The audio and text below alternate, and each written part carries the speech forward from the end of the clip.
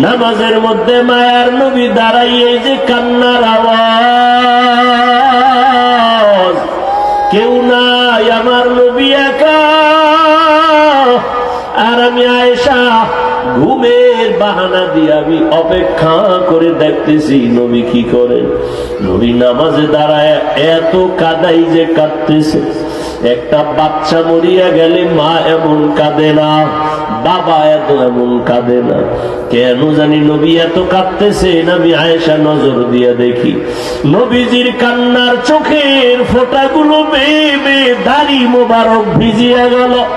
নবীর বুকের জামাগুলো ভিজিয়া পানি টপ টপ করে পড়তেছে। এত দীর্ঘ টাইম নবীর কান্না, এত দীর্ঘ টাইম নামাজে দাঁড়ানো আমি আয়েশা আর দেখি নাই। নবী কাঁদতেছেন, কান্না করতেছেন, কান্না করতেছেন। দীর্ঘ সময় এক দাঁড়ানে নবী সময় কাটায় আর কোরআন তেলাওয়াত করেন। অনেক দীর্ঘ সময় কাটাইয়া নবী মাত্র প্রথম রাকাতের রুকুর মধ্যে চলে গেলেন। নবী রুকুতে যাইয়া আবার কান্নার আওয়াজ। নবী অঝোর দ্বারায় কান্না শুরু করলেন। নবী কান্না, এমন কান্না রুকুর থেকে মাথা উঠান না। মনে হয় যেন নবী এই কান্না দিতেছেন, মনে হয় সে আর জীবনে বাঁচবেন, এটাই তার জীবনের শেষ নামাজ। এই মনে হয় যেন এইরকম কান্না করতেছে। দীর্ঘ টাইম রুকু করার পর নবী দাঁড়াইলেন, এরপরে সিজদায় চলে গেলেন। মাত্র প্রথম রাকাতের প্রথম সিজদায় নবী চলে গেলেন, এখনো দ্বিতীয় সিজদা নবী দেন নাই। ওই প্রথম সিজদায় গিয়া নবী এমন কান্না শুরু করলেন, এত পরিমাণ কান্না। নবীর কান্নায় মনে হয় যেন মাটি পর্যন্ত কেঁপে উঠতেছে। আমার নবীর কান্না মনে হয় যেন গাছের পাতার থেকে পানি ঝরতেছে, এমন কান্না। মাত্র প্রথম রাকাতের প্রথম সিজদা, এই কান্নার ভেতরে হঠাৎ ঘরের পেছন থেকে বেলালের আওয়াজ শুরু হয়ে গেল। বেলাল দেখে বলেন, ও পয়গম্বর, আপনি সজাগ হইছেন নি? ফজরের সময় কিন্তু কাছাকাছি হয়ে গেছে। আমার নবী এখনো প্রথম রাকাতের প্রথম সিজদায়, দ্বিতীয় সিজদা নবী এখনো দেন নাই। বেলাল বলতেছে, ফজরের সময় নিকটে, ও নবী প্রস্তুতি গ্রহণ করবেন। আমি আজান দেওয়ার জন্য রেডি হয়ে গেছি, ফজরের আজানের জন্য। আমার নবী দীর্ঘ টাইম এক রাকাতের মাত্র প্রথম সিজদায় কাটাইলেন কান্না করে। এর মধ্যে ফজরের সময় কাছাকাছি চলে আসে। আম্মা জান আয়েশা কান্না করেন, ও সাহাবায়ে কেরাম, আমার নবীর আশ্চর্য কি শুনতে চাও রে সাহাবারা? আমার নবীর কান্না এত কঠিন। আমার নবীর উম্মতের জন্য কম কাদা কাঁদলেন না। আবার ওই মক্কার বেঈমানেরা আমার নবীরে তো আবার দুঃখ দিয়া কম কাদায় নাই। ওহুদের ময়দানে নবীর কান্নার আওয়াজ, নবীর মাথার ভিতরে লোহার কড়া ঢুকিয়া গেল, রক্ত পড়িয়া জুতা পর্যন্ত নবীর আটকায় গেল। তায়েফের ময়দানে ওখানেও কান্নার আওয়াজ। কাফের বেঈমানের সন্তানগুলো পাথর মেরে নবীর শরীর থেকে রক্ত ঝরাইতেছে। এরে নবীর উম্মতের দল, মায়ার নবীর শরীর মোবারকে যে মশা মাছি পড়া হারাম, ওই নবীর শরীরে পাথরের আঘাতে রক্ত করে জুতা আটকায় গেল। আমার মাওলা জিবরাইলকে ডেকে বলে, জিবরাইল জলদি করে যাও, আমার নবীর কান্না আমি বরদাস্ত করতে পারি না। নবীরে গিয়া বলো তায়েফের জমিনটা উল্টায় সব ধ্বংস করে দেয়া হোক।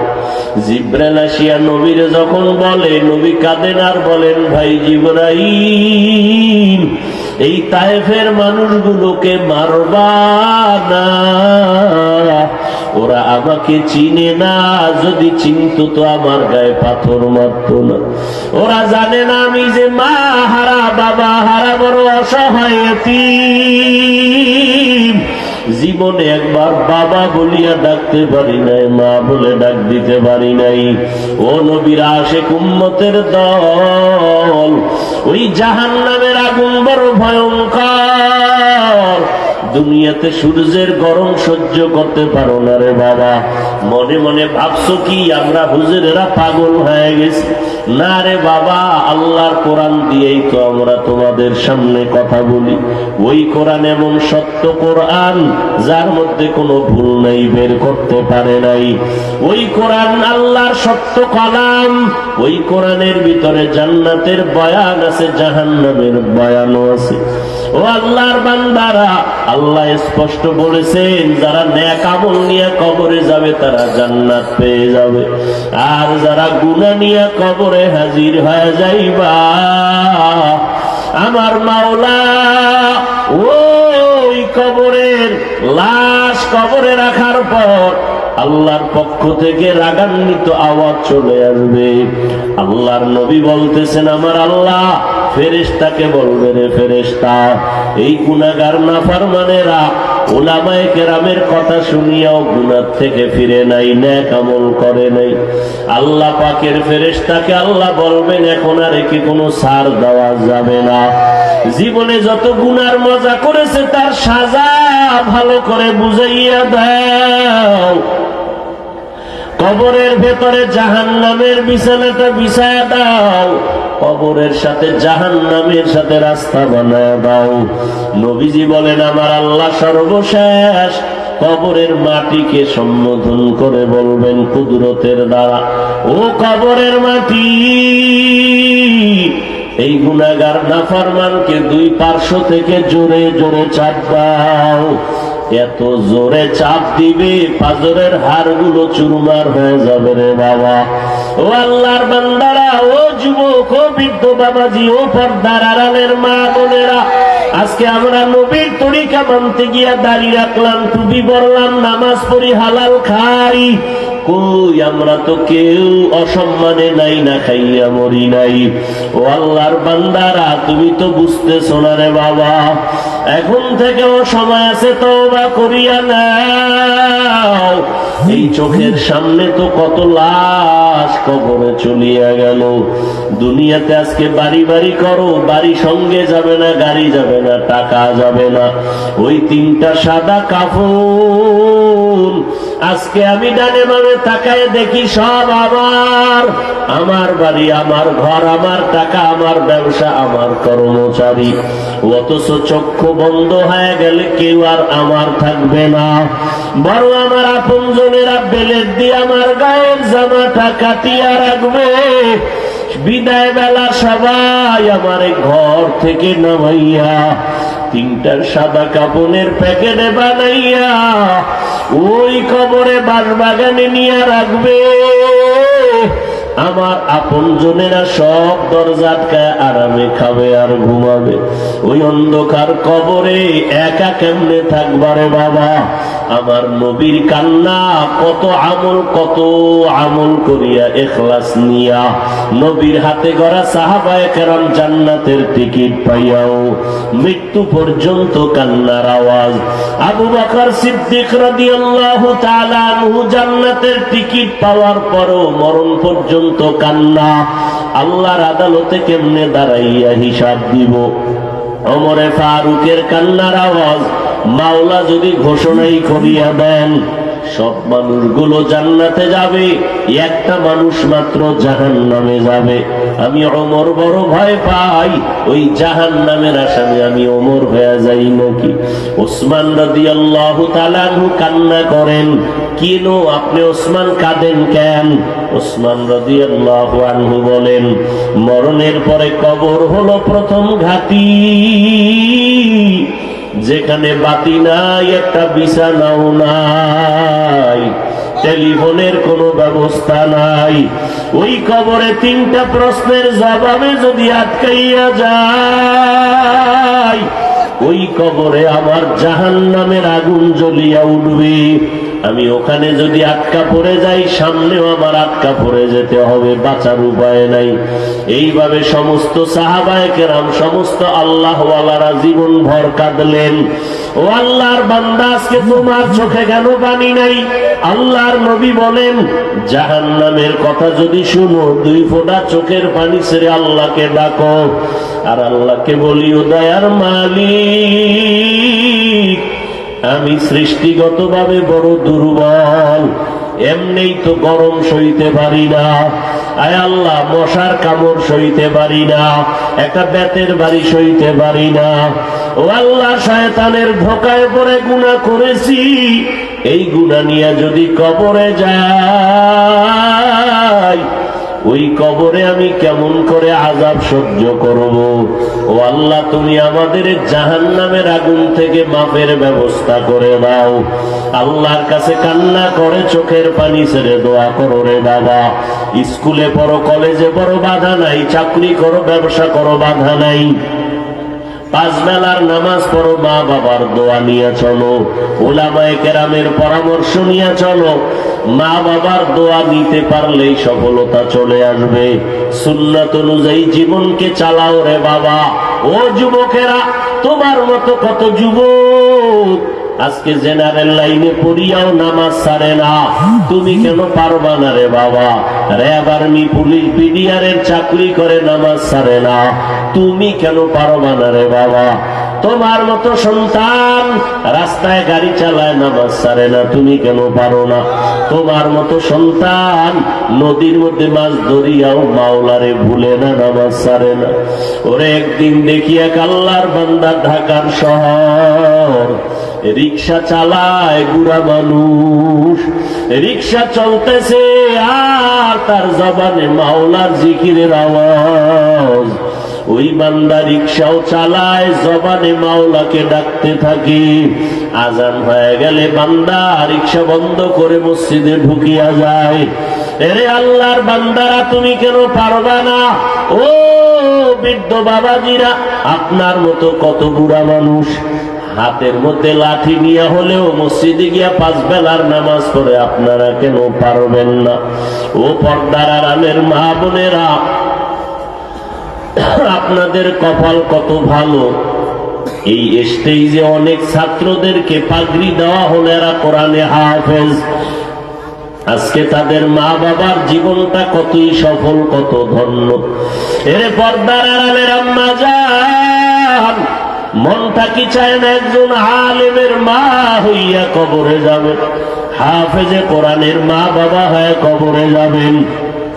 ও আম্মা জানেরা, আপনাদের জিন্দেগি এত বরকতপূর্ণ, আপনারা যদিও নবী না, তবে সমস্ত নবীদের মা, সাহাবায়ে কেরামের মা, আউলিয়ায়ে কেরাম, আইম্মায়ে কেরামদের মা। খাদিজা রাদিয়াল্লাহু আনহার মতো নারী, ফাতেমা রাদিয়াল্লাহু আনহার মতো নারী, আপনারা আয়েশা রাদিয়াল্লাহু আনহার মতো দামি নারী। আরে আম্মা জান, আপনার মতো কত মা এখনো আছে, পর্দা করে, স্বামীর মাল হেফাজত করে, 5 বেলার নামাজ পড়ে, সন্তানগুলো আদর্শওয়ালা বানানোর চেষ্টা করে। আম্মা জান, আপনি কেন পারবেন না? পেছনে শয়তানের ধোকায় পড়িয়া অন্যায় যেহেতু করেই ফেলেছেন, এখন থেকে তওবা করেন। বৃদ্ধ বাবাজি, মা বোনেরা, ও যুবকেরা, আমার মাওলাকে মনে মনে ডাক দাও। আমার মাওলা কিন্তু তোমার আমার সব জিন্দেগির খবর জানেন, কোন দিন কোথায় কি অপরাধ করেছি। দুনিয়ার মা বাপ ভাই বোন না জানলে আমার মাওলা জানে। আমার আল্লাহ জানার পরেও গুনার কারণে রাগ করে পানি বন্ধ করেন নাই, বাতাস বন্ধ করেন নাই, খানা বন্ধ করেন নাই, বরং আমার আল্লাহ কত দয়ার মালিক। আল্লাহ প্রতি রাতের বেলা ডাকে, বান্দায় কত আর ঘুমাবি? জীবনে তো কম ঘুমাও না, এখন একটু আমি মাওলাকে ডাক দাও। যদি বলতে পারো, আল্লাহ আর গুনাহ করবো না, আর নামাজ ছাড়বো না, আর দাড়ি কাটবো না, বেপরদায় চলবো না, আমার আল্লাহ বলে, বান্দা তোর জিন্দেগির সব গুনাহ মাফ করে দিব। এরে আল্লাহর বান্দারা, বাহাদুরি করি আমার রহমত থেকে দূরে যাইও না। বাহাদুরি করিয়া নমরুদ টিকতে পারে নাই, ফেরাউন টিকতে পারে নাই। ও দয়ার মালিক, আমার মতো গুনাহগার এই ময়দানে কেউ নাই। আজকে থেকে তওবার নিয়ত করে ফেললাম, জীবনে আর কোনোদিন গুনাহ করব না, আর নামাজ ছাড়ব না। আয় আল্লাহ মেহেরবানি করিয়া আমাদেরকে মাফ করে দেন, তওবা করার তৌফিক দান করেন। হেদায়েতের মালিক আমার আল্লাহ, আল্লাহ যদি কবুল করে হেদায়েত পেয়ে যাবা, আর আল্লাহ যদি গুনার কারণে বেজার হয়, হেদায়েত না থাকে তো উপায় থাকবে না রে বাবা।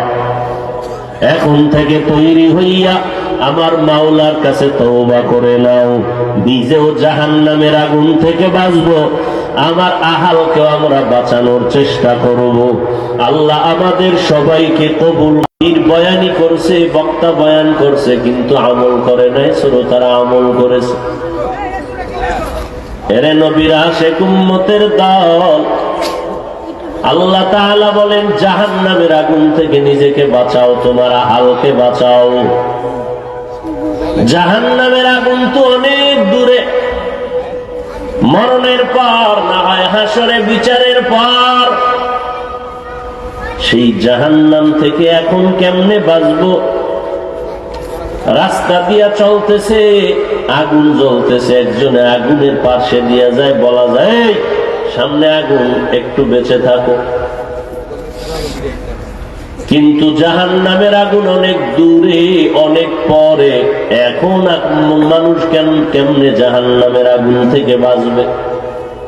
এর একমাত্র জবাব, যেই কাজ করলে মানুষ জাহান্নামে যাইবা, ওই কাজ থেকে নিজেকে বাঁচাও। ওই কাজের নাম হলো গুনাহের কাজ। গুনাহ থেকে নিজেকে বাঁচাও। وَأَمَّا مَنْ خَافَ مَقَامَ رَبِّهِ وَنَهَى النَّفْسَ عَنِ الْهَوَى فَإِنَّ الْجَنَّةَ هِيَ الْمَأْوَى ہر کے دارد خوف حق در دل مدام جنت المأوى دہت اورا مقام جزب حق چیز مخاذ انسو جا فضل اوعا مست در جملہ جہا۔ এরে নবীর আশিক, আল্লাহ কোরআনে বলেন যারা আল্লাহর দরবারে হাসরের ময়দানে দাঁড়াইয়া হিসাব দেওয়ার ভয়, দুনিয়াতে যারা নিজেকে গুনাহের থেকে বাঁচায় রাখবে, আল্লাহ বলেন আমি তাকে দিব স্থায়ী শান্তির জায়গা, জান্নাতুল মাওয়া। তাহলে জাহান্নাম থেকে বাঁচাও, তার মানে কি? কিসের থেকে বাঁচাও? গুনাহের থেকে বাঁচাও। প্রথম দায়িত্ব নিজেকে বাঁচাও, দ্বিতীয় দায়িত্ব আহালকে বাঁচাও। নিজে বাঁচছেন ঠিকই, কিন্তু আপনার আহাল সন্তানকে বাঁচাবার চেষ্টা করেন নাই। জাহান্নাম থেকে নিজেকে বাঁচাইয়া চলেছেন, কিন্তু আপনার আহাল স্ত্রীকে বাঁচান নাই। কিয়ামতের ময়দানে ওই আহালদের অপরাধের কারণে কত গার্ডিয়ানরা জাহান্নামে যাবে, সন্তানের অপরাধের কারণে মা বাবা জাহান্নামে যেতে হবে। এই জন্য আল্লাহ বারবার সতর্ক করে বলেন, ও মুমিন, জাহান্নামের আগুন থেকে নিজেকে বাঁচাও, তোমার আহালকে বাঁচাও। জাহান্নামের আগুন থেকে বাঁচানোর জন্য আল্লাহ তাকিদ কেন দিলেন? এর একমাত্র কারণ, আল্লাহ বলেন আকুদুহান নাসু ওয়াল হিজারা, জাহান্নামের আগুনের ইন্ধন হবে মানুষ আর পাথর। দুনিয়াতে আগুন আছে না নাই? আল্লাহ একবারও কয় নাই দুনিয়ার আগুন থেকে নিজেরে বাঁচাও। জাহান্নামের আগুন থেকে বাঁচানোর কথা আল্লাহ কেন বললেন? জাহান্নামের ভয়ঙ্কর কথা আল্লাহ বারবার কেন বললেন? দুনিয়ার আগুনটাও তো মারাত্মক আগুন, যে আগুনে পুড়িয়া গেলে মানুষ পুড়িয়া যায়, পুড়িয়া গেলে তার লাশের কোনো অস্তিত্ব থাকে না। যে আগুন একবার লাগলে ঘর বাড়ি জ্বালায় দেয়, কিছু রক্ষা করা যায় না।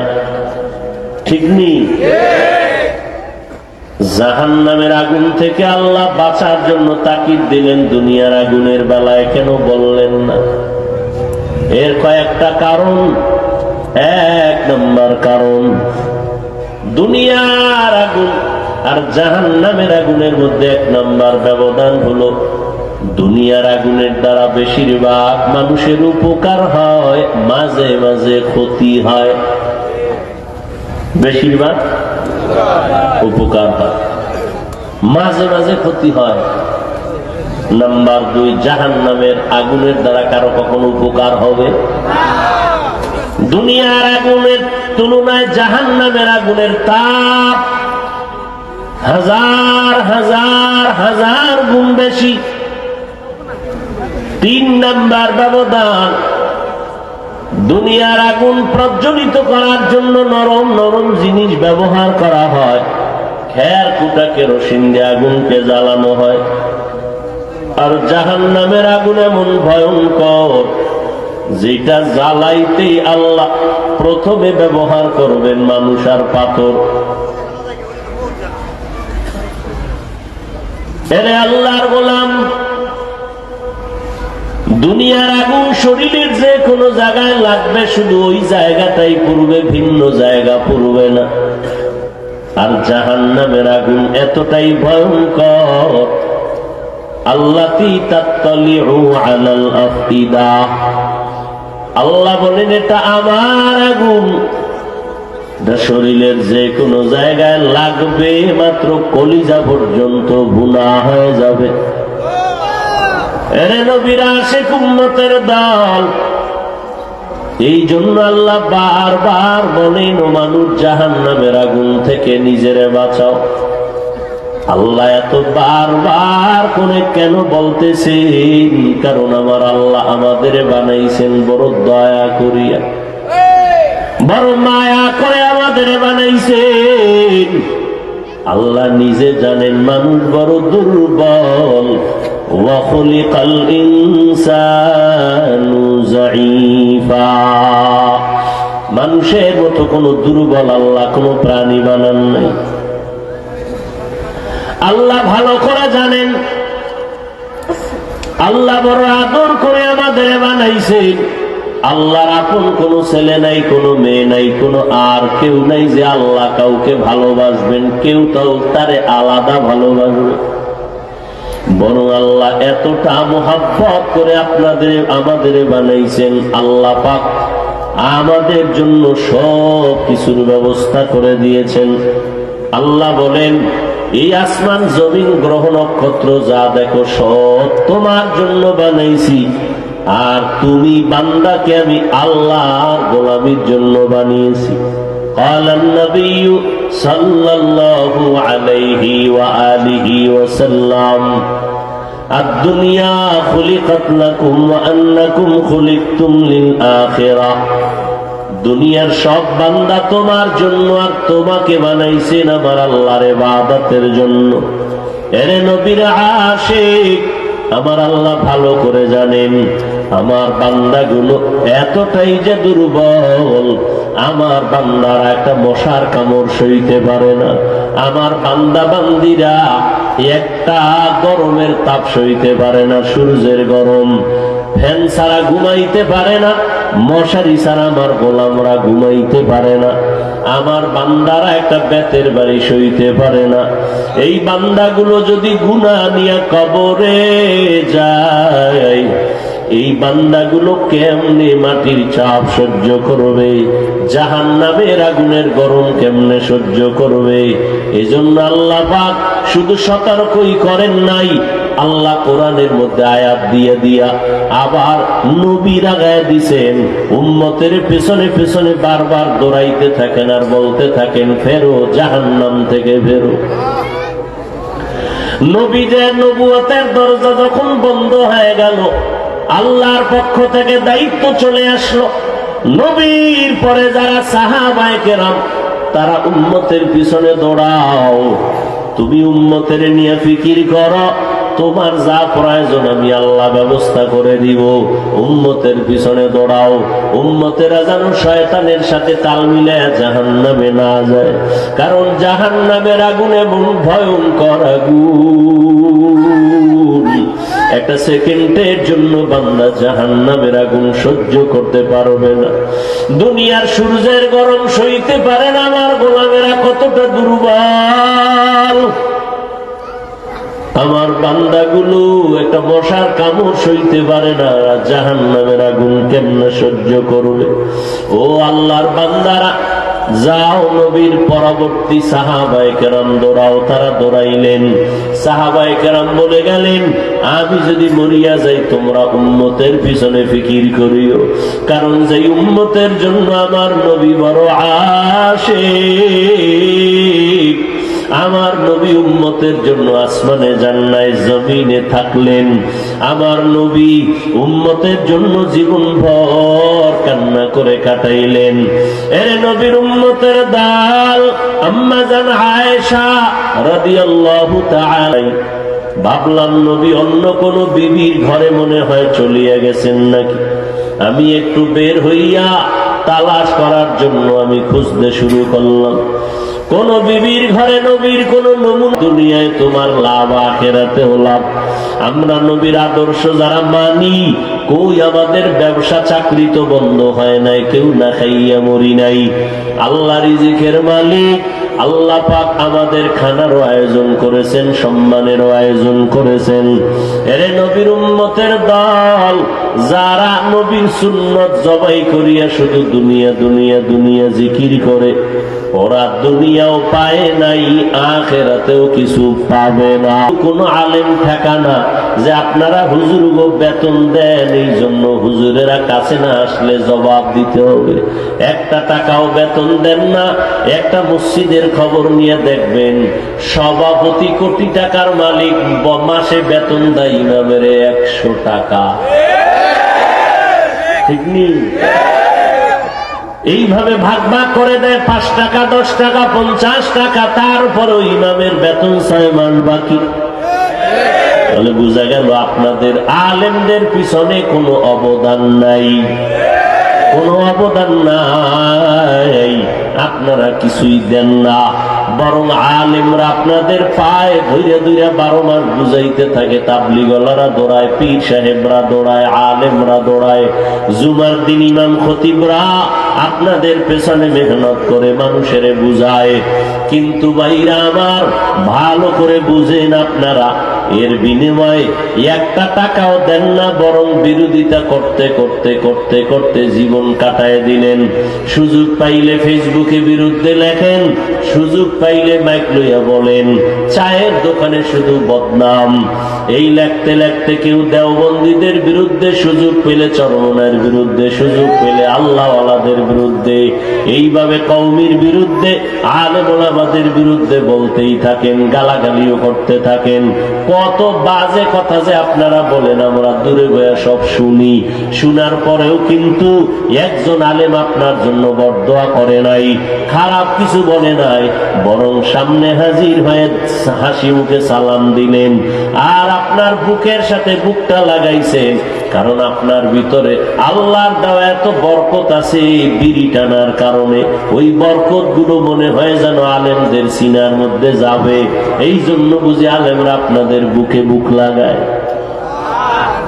বরং আপনার পাশে দাঁড়াইলে বড় খারাপ হালাত না, আপনার মুখে বিড়ির গন্ধ থেকে মুক্ত না, আপনার পোশাকটা পরিচ্ছন্ন, সপ্তাহ হয়ে গেছে, ধোয়ার টাইম পান নাই, গোসলের টাইম পান নাই, ওযু তো নাই, ইস্তেঞ্জায় গিয়ে পরিষ্কার হন না, প্রস্রাব করে পানি নেন না।